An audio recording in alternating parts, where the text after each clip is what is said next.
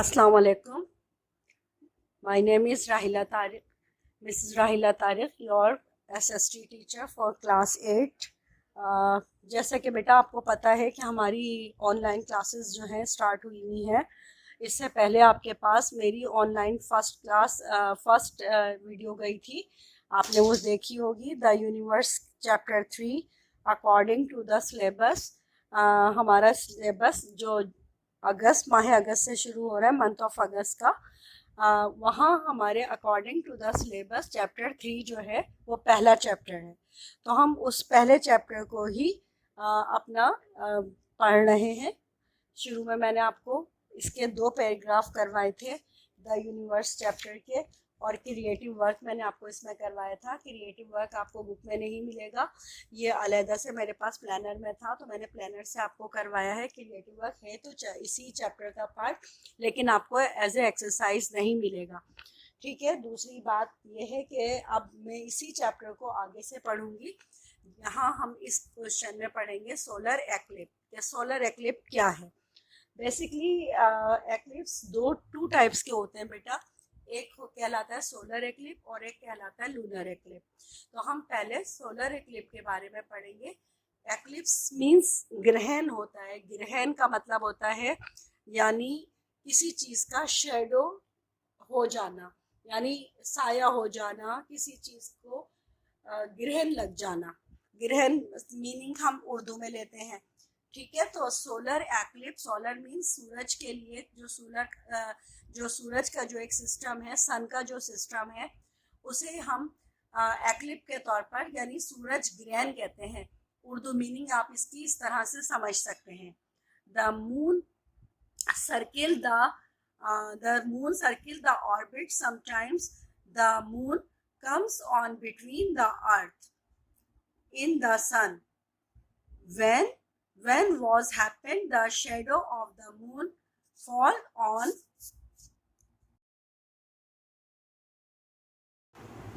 falls on the sun, and this is called the solar eclipse.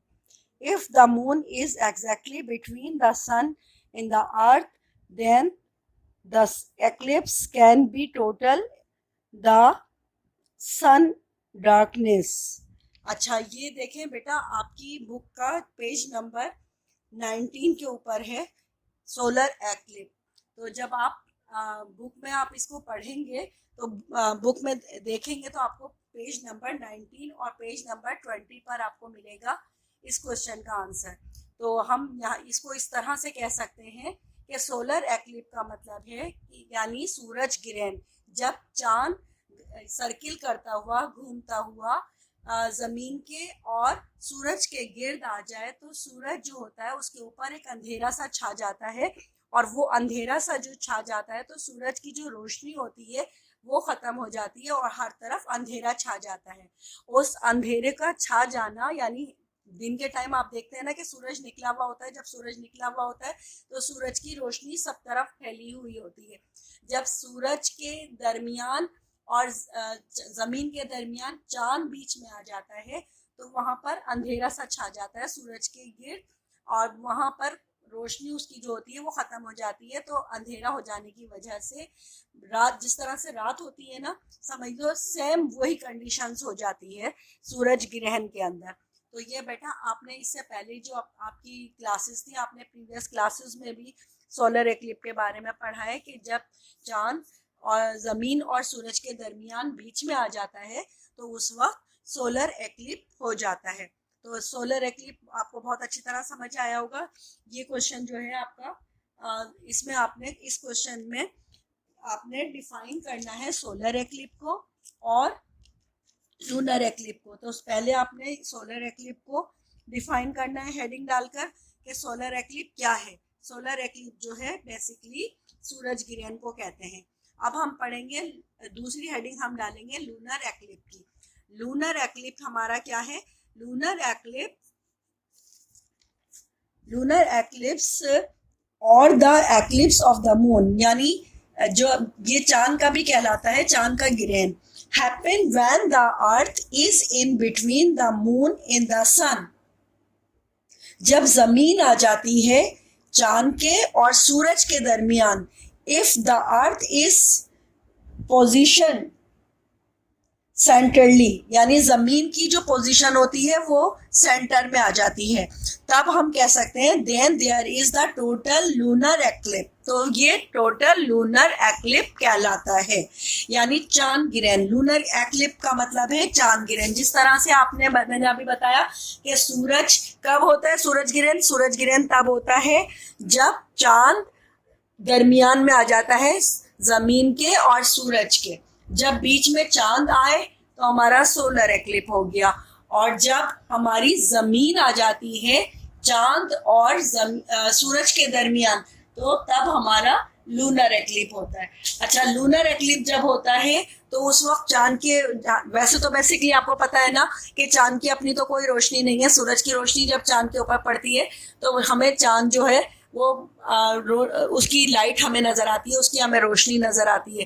तो जब चांद और सूरज के दरमियान जमीन जब बीच में आ जाती है तो लूनर एक्लिप हो जाता है। यानी आपने सोलर एक्लिप भी समझ लिया और लूनर एक्लिप भी समझ लिया कि लूनर एक्लिप क्या है और सोलर एक्लिप क्या है। बेसिकली ये पूरा एक जो सिस्टम है ये हमारी इस यूनिवर्स का ही यानी सिस्टम है। इस यूनिवर्स के अंदर, जिसके अंदर प्लैनेट भी हैं, जिसके अंदर सन भी है, जिसके अंदर मून भी है, जिसके अंदर स्टार्स भी हैं, जिसके अंदर गैलेक्सी भी है। गैलेक्सी भी आपको पता है किसे कहते हैं, जो कहकशां होती है आसमान के ऊपर। बहुत सारे सितारे झुरमट के अंदर एक जगह मौजूद होते हैं और बहुत सारे स्टार्स शाइन करते हैं, तो वो कहकशां कहलाती है। तो यानी ये पूरा एक सिस्टम है, और ये पूरा सिस्टम जो है ये किसके ऊपर है, ये कायनात का एक हिस्सा है, इसीलिए हम कहते हैं इसको सोलर सिस्टम। अब सोलर सिस्टम के बारे में भी बेटा, अब लास्ट जो हमारी प्रीवियस क्लास थी उसमें मैंने आपको सोलर सिस्टम के बारे में भी थोड़ा सा बताया था, लेकिन इस दफ़ा जो मैं आपको चाह रही थी कि थोड़ा सा डिटेल में आपको सोलर सिस्टम के बारे में भी बता दूं कि सोलर सिस्टम क्या है। सोलर सिस्टम जो है वो किस तरह से बना है। तो सोलर सिस्टम जो होता है वो आपके 8 प्लेनेट जो है, जिसके अंदर हमारी ज़मीन भी शामिल है, वो हमारा सोलर सिस्टम बनाता है। तो सोलर सिस्टम को भी एक दफ़ा मैं चाह रही थी एक दफ़ा आपको और अच्छी तरह से समझा दूं। तो नेक्स्ट मेरा जो क्वेश्चन है वो है सोलर सिस्टम का। अब हम आते हैं अपनी अगली स्लाइड की तरफ, सोलर सिस्टम की। हाँ, तो हम सोलर सिस्टम के बारे में बता रहे थे। Solar system is the name given to the sun, the 8 planet including our earth that move around it. Some of these planets have their own satellite or moon, which are also included in the solar system. There are also some free moving asteroids or tiny particles that form the ringing between the Mars, Jupiter, and they too are included in the solar system. Apart from these heavenly bodies objective exiting in the space, there are also gases and the comets, shooting stars. Scientists usually believe that the solar system came into being around the 4.7 billion years ago. अच्छा, मैंने आपको बताया ना कि यहाँ solar system के बारे में तो मैंने आपको बहुत अच्छे से बताया कि सोलर सिस्टम क्या है। सोलर सिस्टम एक निज़ाम शमसी है। निज़ाम शमसी क्या मतलब है, सूरज का एक निज़ाम, और वो किसके गिर्द घूमता है, उसके गिर्द 8 प्लेनेट जो है वो घूमते हैं, जिसमें हमारी ज़मीन भी शामिल है। ठीक है, और ये इसकी अच्छा, यहाँ पर हम कहते हैं कि सूरज की अपनी जो रोशनी है वो तो उसकी अपनी रोशनी, लेकिन मून की अपनी रोशनी नहीं है। वो मून जो लेता है वो सूरज से ही अपनी रोशनी लेता है। दूसरी बात ये कि हमने यहाँ पर ये भी पढ़ा था कि जो हमारे प्लेनेट हैं उनमें से जो लाइफ पाई जाती है वो हमारी जिस प्लेनेट पे पाई जाती है वो हमारा है अर्थ। अर्थ भी हमारा अर्थ की भी हमारी गर्दिश है इसी के दरमियान, किसके ऊपर, सोलर के ऊपर, यानी सूरज के गिर्द जो है हमारी ज़मीन भी गर्दिश करती है और मून भी गर्दिश करता है, और सारे प्लैनेट जो है वो भी इसके गिर्द हमारे घूम रहे होते हैं खला में, स्पेस में। और साइंसदानों के मुताबिक जो इस बात को यानी कहा गया है कि ये इस सारे अरसे को तकरीबन 4.7 बिलियन ईयर्स हो गए हैं एक अंदाजे के मुताबिक। अब आगे हम चलते हैं कि आगे हमारे पास है the 8 planet of the solar system are listed below according to their the distance from the sun. यानी अगर हम ये कह सकते हैं कि हम ये कहते हैं कि 8 प्लैनेट जो सोलर सिस्टम में है उसकी एक लिस्ट हम बनाते हैं उसके डिस्टेंस के एतबार से, यानी जो जितना नियरेस्ट है हमारे सन से।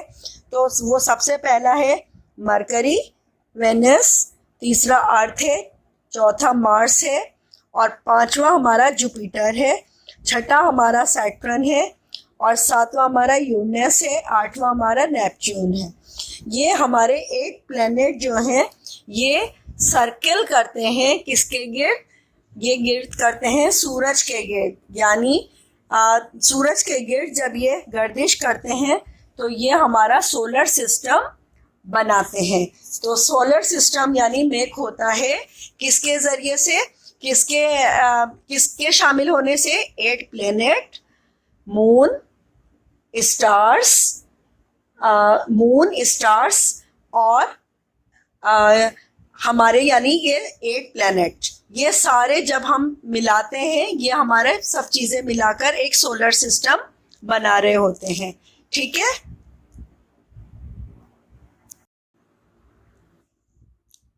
ऑर्बिट।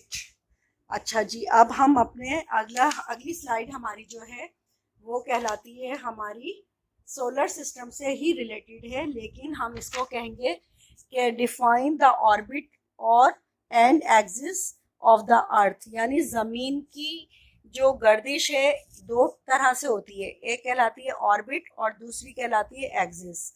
ऑर्बिट और एक्सिस ये ज़मीन की यानी हमारी अर्थ की जो गर्दिश है वो कहलाती है। अब ऑर्बिट को मैं पहले समझाऊंगी कि ऑर्बिट क्या है। Like all the other planets of the solar system, the earth revolves around the sun. यानी ज़मीन जो है वो घूमती है एक लाइन के गिर्द सूरज के। The path covered by the earth while the revolving around the sun is called its orbit. यानी एक ही लाइन के गिर्द जब ज़मीन घूम रही होती है तो उसे हम ऑर्बिट कहते हैं। This is about the 938.9 million kilometre long. यानी ये जो लाइन है इसकी जो एक अंदाज़ा लगाया गया है कि 938.9 मिलियन किलोमीटर लंबी होती है। एंड द अर्थ ट्रेवल, और उसी पर ज़मीन ट्रेवल करती है at speed of about 20.1 kilometre के हिसाब से। और हम ये भी कह सकते हैं कि 72,000 किलोमीटर आवर्स के हिसाब से इन एन एंटी क्लॉकवाइज। यानी एंटी क्लॉकवाइज, देखें ज़मीन की गर्दिश मैंने बताया ना कि आपको दो तरह से हो रही है, एक हमारी हो रही है एक लाइन के गिर्द और एक अपनी जगह पर रहते हुए जो उसकी रोटेशन है। अब जब हम एक लाइन जो हमने एक लाइन ली हुई है उस लाइन के गिर्द जब हमारी ज़मीन की गर्दिश है वो हमारी ऑर्बिट कहलाती है। और वो हम ये कह सकते हैं the direction the time in which the earth cover this distance is called a air. यानी ये जो पूरी इसकी जो गर्दिश होती है ये पूरा एक साल ले लेती है। एक साल में 365 दिन होते हैं, आपने पढ़ा है ना कि 365 दिन का एक साल होता है। तो वो पूरे 365 दिन में जाकर एक चक्कर पूरा मुकम्मल होता है, जिसके नतीजे में हमारे मौसम बनते हैं, सीजन बनते हैं, यानी सर्दी के, गर्मी के। ठीक है, तो ये हमारे जो मौसम जो बनते हैं इसी के नतीजे में बनते हैं, ऑर्बिट के नतीजे में। जब हमारी ज़मीन, मैंने बताया ज़मीन की गर्दिश दो तरह से, एक कहलाती है ऑर्बिट। अच्छा, अब हम पढ़ेंगे एक्सिस के बारे में। While the earth revolves around the sun, it also rotates around itself. अब While the earth revolves around the sun, it also rotates around itself. अब यहाँ पर देखें, पहले हमने जब ऑर्बिट के लिए मैंने बताया था, समझाया था आपको कि एक लाइन के गिर्द जो जमीन अपना चक्कर पूरा करती है, यानी जमीन जो है वो घूम रही है एक लाइन के गिर्द। अच्छा, एक्सिस का मतलब है यानी जमीन जो है वो खुद अपनी जगह पर ही है और अपनी जगह पर ही वो हल्के हल्के हल्के, जैसे बिल्कुल लाइक अ फैन, एक फैन अपनी, हम इसकी मिसाल एक फैन से ले सकते हैं जमीन की गर्दिश की, कि जैसे एक फैन जो होता है वो अपनी जगह पर ही मौजूद रहता है और वो मूव कर रहा होता है अपनी जगह पर रहते हुए। तो जमीन की जब इस टाइप की गर्दिश हो, इस तरह की रोटेशन हो, अपनी जगह पर रहते हुए वो घूमती रहे बिल्कुल एक लाइक अ फैन, तो तब हम कहेंगे कि वो जमीन की एक्सिस है। जमीन की एक्सिस जब होती है बेटा, तो इसका मतलब ये कि जमीन अपनी जगह पर रहते हुए हल्के हल्के हल्के हल्के बिल्कुल घूम रही है लाइक अ फैन। तो उस तरह पर क्या होता है कि जब वो आहिस्ता आहिस्ता करके घूम रही होती है, तो जब जिस जगह पर सूरज उसके सामने आता है वहां पर दिन हो जाता है, ठीक है, और जिस जगह पर सूरज उसके सामने नहीं होता उस जगह पर रात हो जाती है। यानी हम ये कह सकते हैं कि एक्सिस के नतीजे में हमारे दिन रात बन रहे हैं और हमारे ऑर्बिट के नतीजे में हमारे पास सीजन्स आ रहे हैं, यानी सर्दी गर्मी। अब जब एक साल तक एक लाइन के ऊपर जब गर्दिश कर रही है यानी रोटेट कर रही है जमीन, तो उस सूरत में हमारे पास दिन, हमारे पास जो बन रहे हैं वो हमारे पास सीजन आ रहे हैं, क्योंकि पूरा एक साल के अंदर जिस जगह पर सूरज सामने है, समझ लें जितनी देर तक, जितने मंथ तक, यानी फॉर एग्जाम्पल अगर जैसे अब अमेरिका है, कनाडा है, पाकिस्तान है, डिफरेंट कंट्रीज है ना, तो जो जो कंट्रीज के सामने सूरज रहेगा जितने टाइम तक, जितने मंथ तक, उतने टाइम वहां गर्मी होगी जो सूरज से करीब होगा। और जिस जगह पर सूरज की शुआएं नहीं पहुंच रही होंगी उस जगह पर उतने महीनों तक वहां पर सर्दियां रहेंगी। तो इस तरह से हम इसको कह सकते हैं कि ऑर्बिट के नतीजे में हमारे पास क्या बन रहे हैं, हमारे पास सीजन आ रहे हैं, यानी सर्दी आ रही है, गर्मी आ रही है। जितने मंथ तक हमारे पास सूरज सामने है वहां गर्मी है उन कंट्रीज के अंदर, और जितने मंथ तक हमारे पास सूरज नहीं है सामने जिन कंट्रीज के, वहां पर सर्दियां हैं। तो ये ऑर्बिट के नतीजे में आया। तो ऑर्बिट के नतीजा जो है उसमें हमारे पास क्या चीज आई है, सीजन आए हैं हमारे पास, सर्दियां आई, गर्मी आई।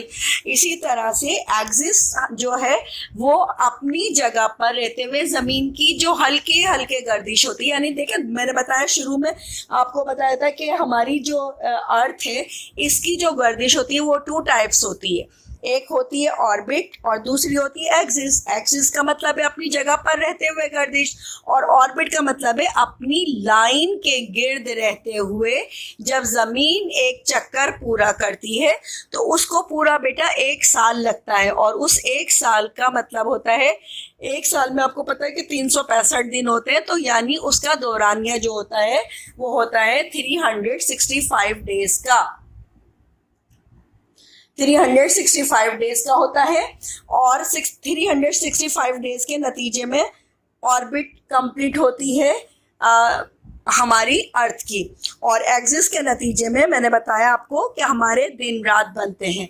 अच्छा, ये इस चैप्टर को मैंने अभी आपको जो क्वेश्चन करवाए, मैंने आपको 4 क्वेश्चन इस चैप्टर के करवाए हैं। 2 मैंने आपको लास्ट टाइम करवाए थे अपनी फर्स्ट वीडियो में, और 3 आज मैंने करवाए, तो तकरीबन आपके 5 क्वेश्चन कंप्लीट हो गए। और ये 5 क्वेश्चन जो है मैं इसकी आपको इंशाल्लाह ताला आज मैं इसकी ग्रुप पर पिक्चर भी आपको सेंड कर दूंगी अपने प्लानर से, ताकि क्रिएटिव वर्क भी आप उसको अच्छी तरह से अपने कॉपी के अंदर कर लें, और जो काम मैंने आपको आज की वीडियो में या प्रीवियस वीडियो में करवाया था तो वो काम भी आपके पास हो जाए। तो अब मैं यही कहूँगी कि आप अपने काम को अच्छी तरह से कीजिए। और बेटा देखें, ये एक हमारी मजबूरी है कि हम फिजिकल तौर पर आमने सामने नहीं है, फेस टू फेस नहीं है, लेकिन मेरी कोशिश यही है कि आप अच्छी तरह से अंडरस्टैंड करें और समझ सकें इस चैप्टर को, क्योंकि इस बहुत इंपॉर्टेंट चैप्टर है, आपका फर्स्ट चैप्टर है, इंपॉर्टेंट चैप्टर है। तो आपने आज मैंने आपको सोलर सिस्टम समझाया कि सोलर सिस्टम क्या है, और सोलर सिस्टम के साथ ही मैंने आपको ऑर्बिट और एक्सिस बताई है अर्थ की, और इसी के साथ मैंने आपको सोलर एक्लिप और लूनर एक्लिप भी समझाया था। मुझे उम्मीद है कि आपने बहुत अच्छी तरह से इन तीनों क्वेश्चंस को समझ लिया होगा। मैं इस काम की आपको पिक्चर भी सेंड कर दूंगी इंशाअल्लाह ताला ग्रुप पर। अपना बहुत सारा ख्याल रखिएगा इस दुआ के साथ। अल्लाह ताला हम सब पर रहम फरमाए और हम सब का हामी व नासिर हो और हम सब को अपने हिफ्ज़ व अमान में रखे। अल्लाह हाफिज़। Thank you.